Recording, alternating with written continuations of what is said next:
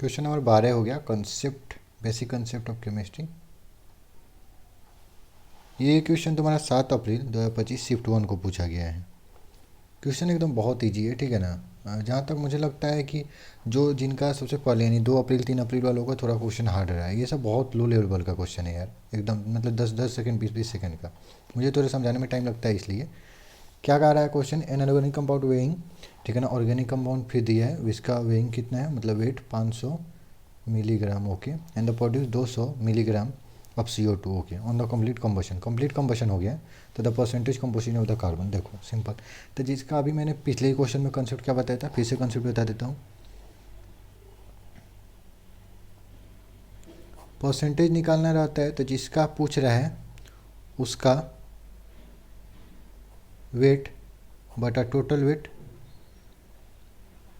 गुना 100, यही तो कंसेप्ट है, सिंपल।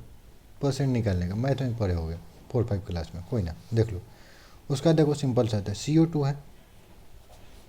CO2 तुमको कितना दिया है, 220 मिलीग्राम। और ये सब करते समय देखो यूनिट सेम रखना, देखो इसमें मिलीग्राम तो मिलीग्राम से ही मैं खेलूँगा, दूसरा मतलब कन्वर्जन नहीं करूँगा, क्योंकि सब जगह कन्वर्जन करना पड़ेगा, ठीक है, इसलिए।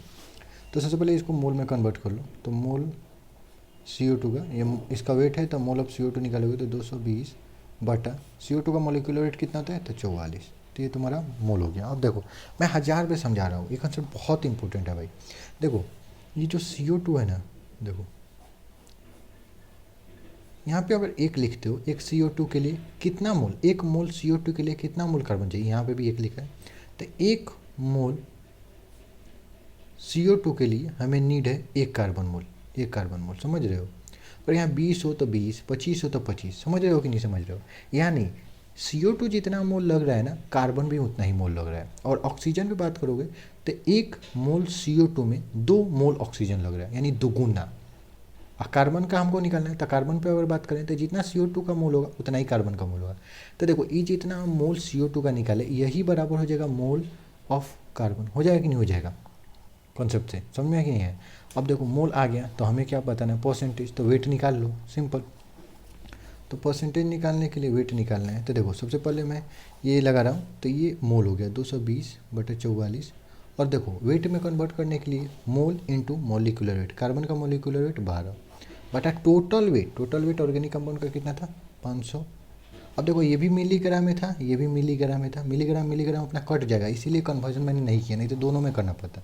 इंटू 100 मत भूल जाना, ठीक है। तो आप थोड़ा सा इसे काटा पीटी कर लेते हैं, 220 गुना 12 और बटा 44 और गुना 500 और गुना 100। तो 2 जीरो से 2 जीरो तो भच हो गया, ठीक है। और उसके बाद काट लो, 4 से काटेंगे तो 4×3=12, 4 से काटे तो 11 आएगा। और 11 से 1 काटोगे तो कितने, 11×2 = 22, 20 आ गया। वही हो गया 5×20, कितना आ गया भाई, 4×3=12, यानी 12%।